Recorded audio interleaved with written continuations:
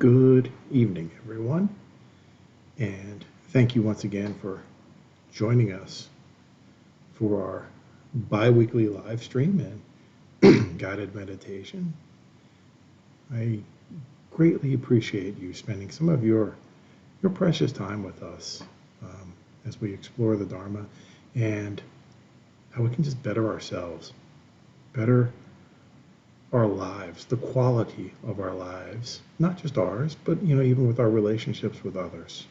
And when we have a more wholesome and balanced lifestyle, that acts as a role model towards others, and it helps them.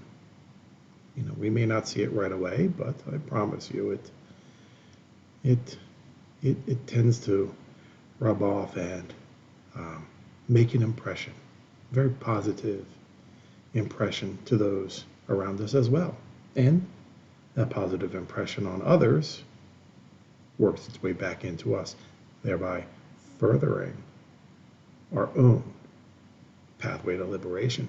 And that's one very important aspect that we very often forget, how our deeds, how our kindness and goodness help better the world. Right, and better ourselves. And so for tonight's talk, right, ending samsara, right, the path to liberation will be our focus for this evening. Today is December 26th, 2022. This will be our final broadcast for the year, right, our final Dharma talk for the year, and the next time we meet will be 2023. And so for our guided meditation, since in the Northern Hemisphere and parts of North America and other parts of the world too, Europe and so forth, and various parts of the world actually, right? It can be a very hectic time with the holiday season upon us. So I thought we would kind of do a stress-relieving guided meditation before we get on to our Dharma talk. So why don't you go ahead and get into your favorite, most comfortable position, however you like to conduct your nice quiet meditations.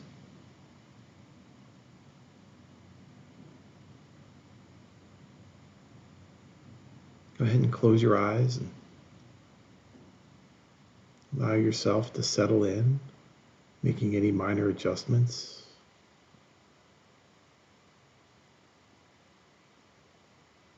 And breathing in through our nose.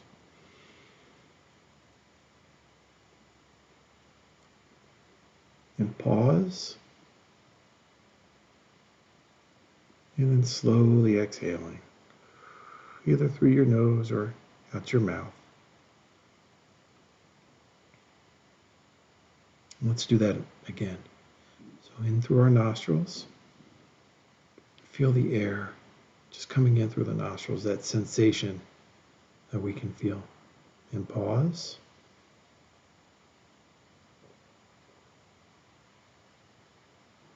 And then slowly exhaling as well. And just feeling our lungs void out of that oxygen. Go ahead and fall into a nice rhythmic breathing on your own at this point. Allowing your spine to lift and your shoulders to soften.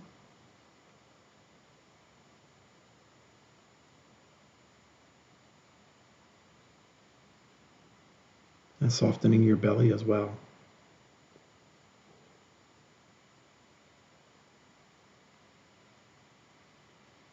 And as you sit there and make any final adjustments, go ahead and allow a half smile to just rest upon your face.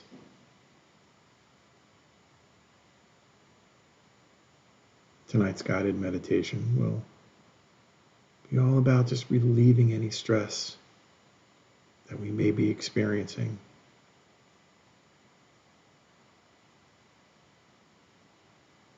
Go ahead and bring attention to perhaps your forehead, right behind your temples. right behind your eyes.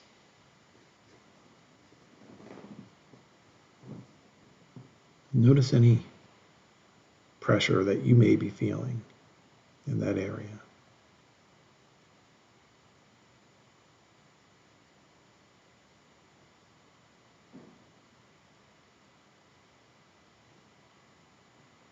Maybe in your jaw. We can work our way down to our jaw, to our jawline and teeth. Is our mouth clenched? Our teeth tightly crunching against one another? If so, go ahead and let them relax.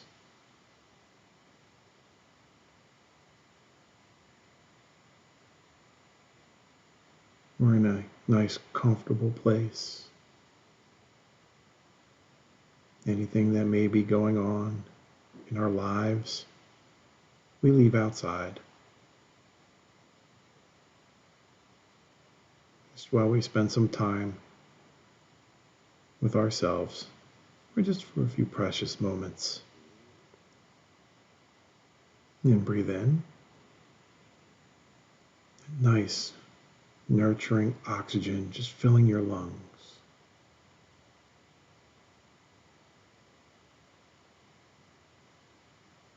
And pause, and then slowly exhale, allowing any tension or stress to just be relieved on those exhales.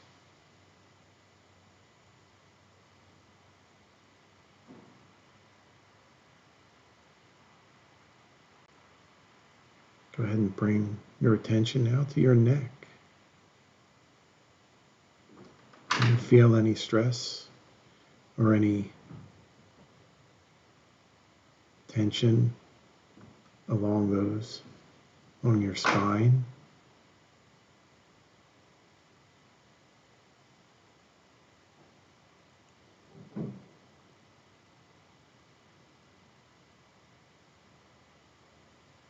Very often, stress seems to accumulate there in our neck and our shoulders as well.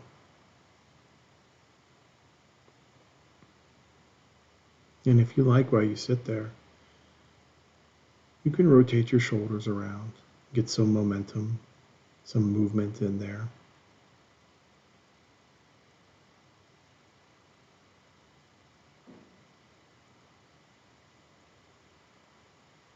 And breathe in.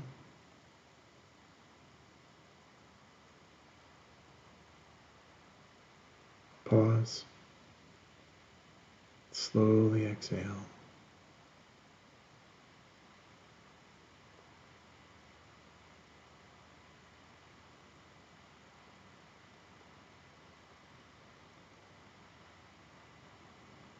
Go ahead, if you like, you can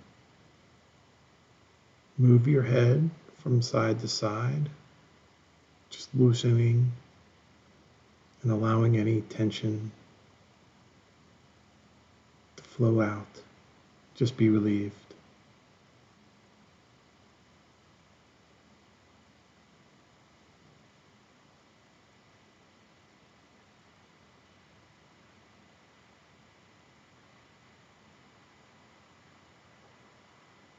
Very nice. Good. Just take the next few moments. Just envision any remaining stress in your body. Just allow it to flow out.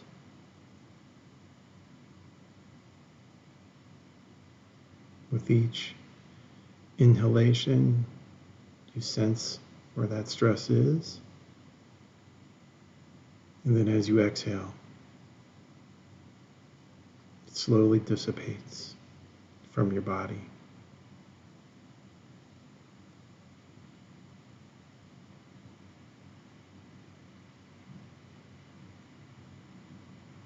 Very nice. Go ahead and you can begin to open your eyes and bring awareness to where we're sitting. stretching your legs out if they were in a half lotus position. Maybe gently massaging them if you decide to stand.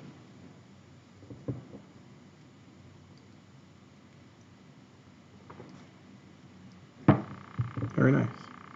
Good. So tonight's talk is ending samsara, right? The path to liberation. That really is the focus, to a lot of, or many people's practice, right?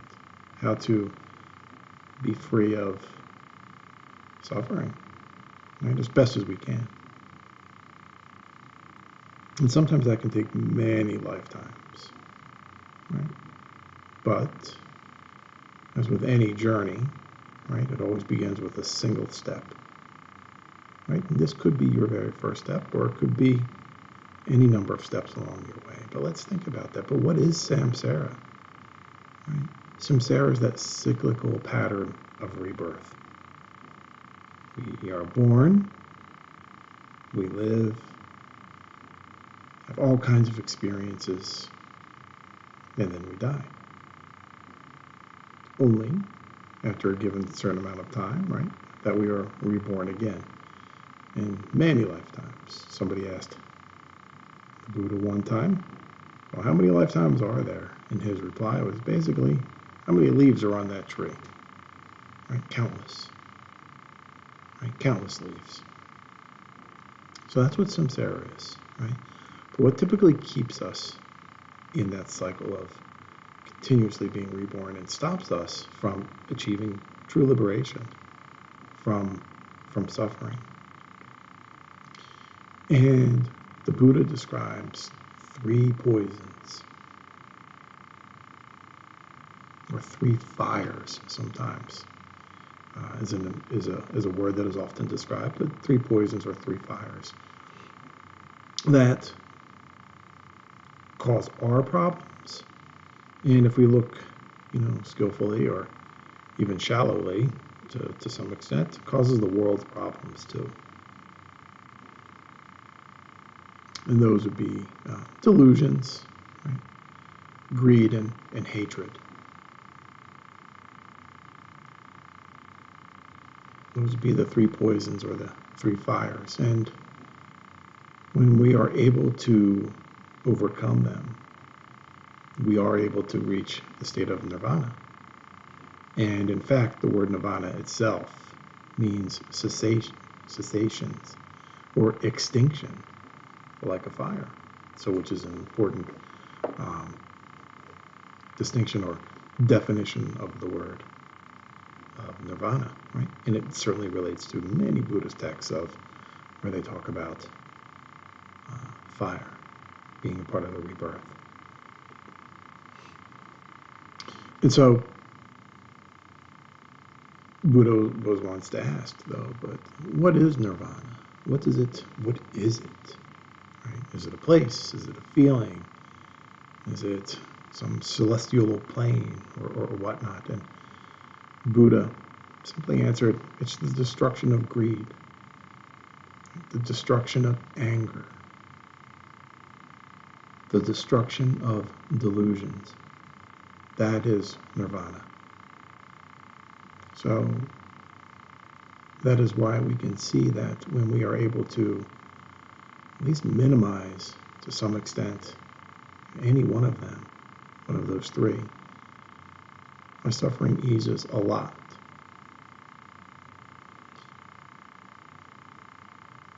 But also in that definition, right, for nirvana or the 3 poisons, right? The word poison is used. And so if we think about the word poison, what is a poison, right? It's something that we ingest that causes our body great harm, takes us out of homeostasis, right? And eventually,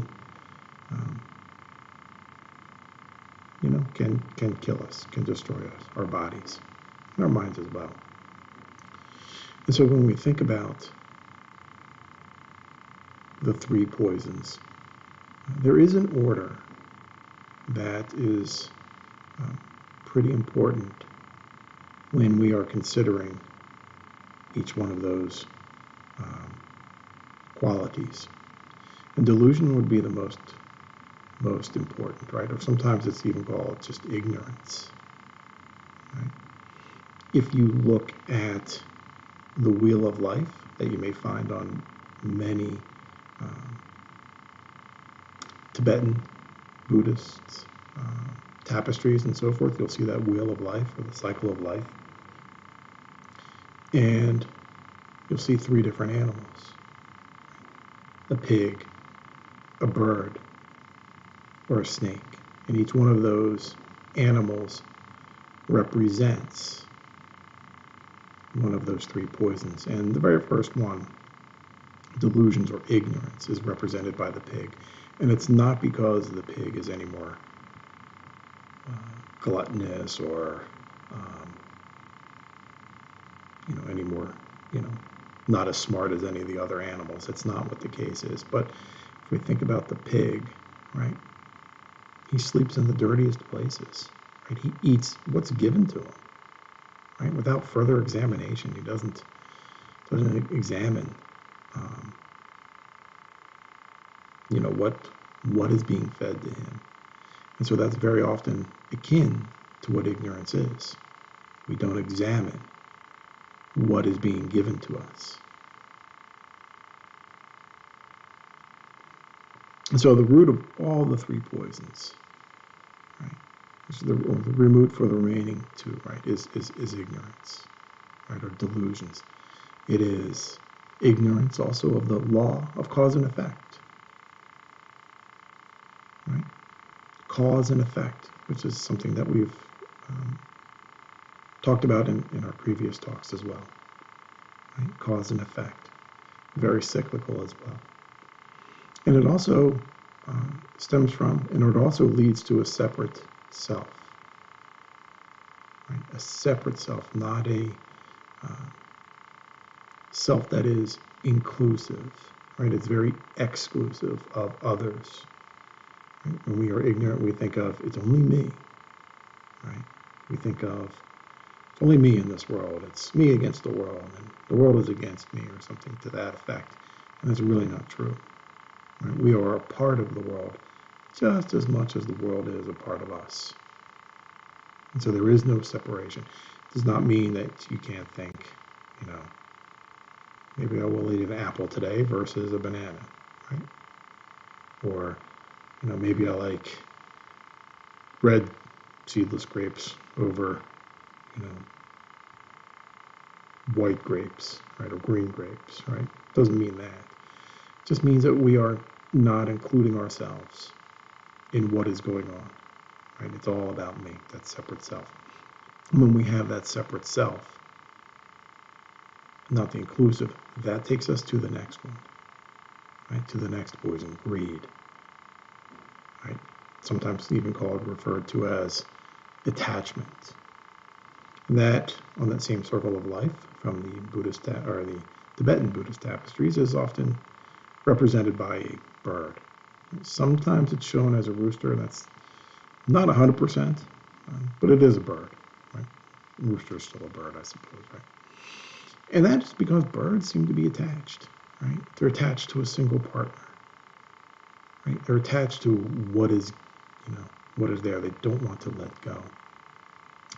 And if we think about attachment or greed to the separate self, right, we come across the situation like, I want more of what I think is good and less of what I think is bad, right? Which is what you would expect, right? There's a separate self. We have separated 2 objects. Red grapes are better than green grapes. We've already classified. And what is good and what is bad, or I want more of something that is good and less of something that is bad, doesn't only apply to money or consumerism, but it can easily and dangerously be translated to societies and people. So we kind of pick up on some very important societal questions, societal situations and circumstances that we continuously experience. I want more people that look and act like me, and less of those that do not look like me. That's greed and attachment right there. Somebody who looks and thinks like me is more desirable, therefore I want more, versus somebody who doesn't. And that is an absolute poison right there. And that is all stemming again from ignorance. Not wanting to look deeper. Who is this other person? Or who are these other societies? And not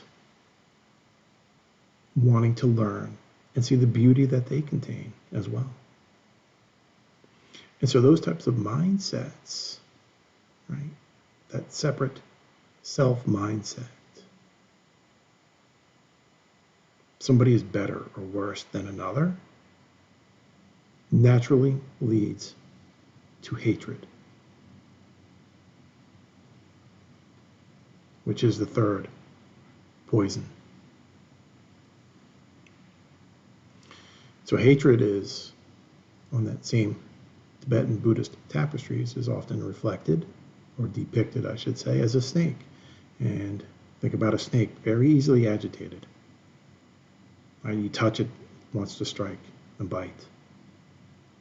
Defending with just the slightest touch. And that can be as simple as not getting what you want. Right? The delivery company, right, dropped off the wrong item,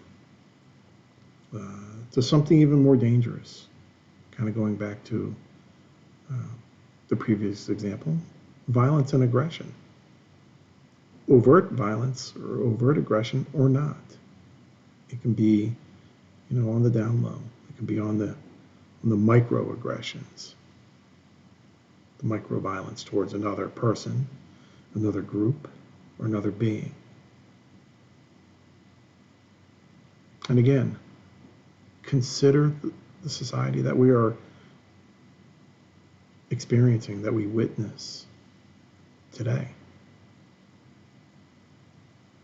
I will attack this person simply because they don't look or think, or eat the same foods, or dress the same way I do.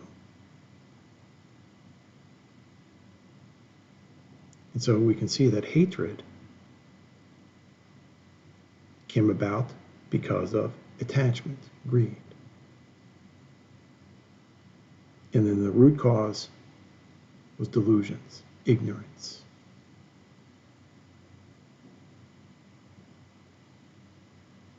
And that's why these are considered the three poisons, or three fires, because they burn, they destroy. They don't build or uplift. And think of all the damage just throughout the centuries, even the past 50 or 100 years or 200 years. Think of all of the violence that has occurred because of hatred, because of ignorance and greed. That separate self, not feeling that someone is a part of something that the whole world is a part of. Not just a small group, not just an individual, but everyone. It's a part of that same universe, that same earth, the same world. So, how can we control this? Well, the good news, yes, they can be controlled. Otherwise, we would not have had a Buddha. right, who achieved this. So it is possible. It absolutely is. So one of the very first steps is to recognize when each of those feelings or qualities arise. So when we feel anger or hatred, we can recognize that, and then we can reflect on that. Where did that anger or hatred come from? It came from attachment. Where did that attachment come from? It came from some type of a delusion.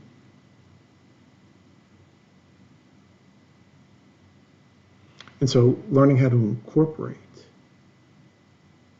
that mindful pause before we speak or act is an important step in not taking those poisons, not destroying our bodies, not destroying our minds. Think before we speak. Think before we act.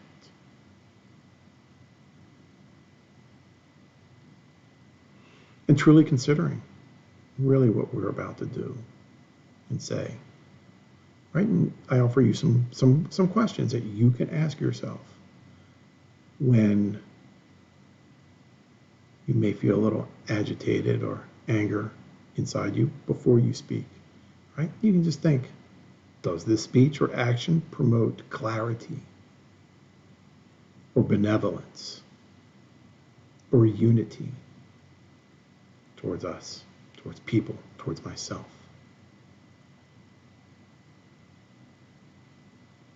Is it compassionate?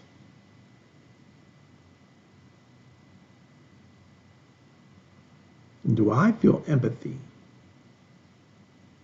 towards the person or group?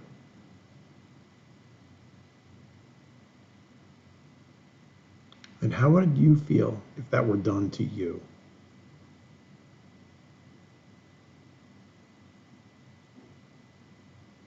If you're not able to answer those right away, that's okay. Reflect on them a little bit more. Right? If you can't answer them, yes, this is a unifying statement. Yes, this is providing clarity with empathy. Then don't say it. Reflect on that a little longer before you do say something.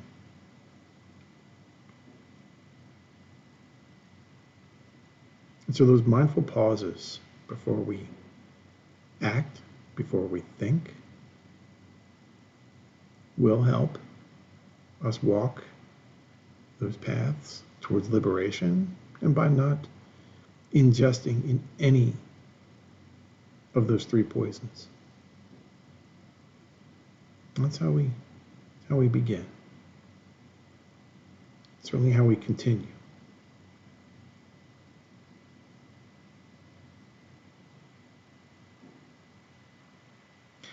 So, thank you so much for your kind attention this December evening. Wow, December 26th. We are at the end of the year. How about that? Our next Dharma talk will be on January 9th at 6 p.m. every other Monday, bi-weekly, right? But in the meantime, you are certainly welcome to join any one of our free sanghas during the week, right? We have a healing sangha. Maybe you've experienced some type of trauma in your life, PTSD, depression, or anxiety, whatever it is, you're certainly welcome to join us. Our veteran sanghas, right? Our new beginning sanghas, maybe someone out there that you know and love and care for is perhaps struggling with some form of addiction. They are certainly welcome to join us. Our Rainbow Sangha for LGBTQ and plus practitioners all throughout the world, certainly welcome to join us. Our teens. It's not easy being a teen in the 21st century, being bombarded with social media and more social media, I suppose, right? The easy access to all types of unnecessary and certainly unwholesome information out there. Maybe just some questions. Also, in June, during the first, for about 10 days or so, sometime overlapping the first 2 weeks of June, we will be going to Cambodia for a mindfulness retreat, and as well as exploring the wonderful country. Wonderful country. We'll be visiting Angkor Wat, Phnom Penh, Royal Palace, Silver Palace, different pagodas, and so forth. So if you can, check out our website. More to come on that, but beginning of June for 10 days or so.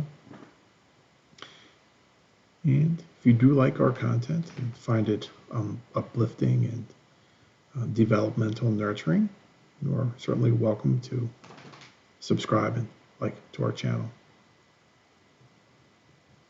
And with that, my friends, brothers and sisters, I wish you all an evening of peace, ease, and well-being. Namo Buddhaya.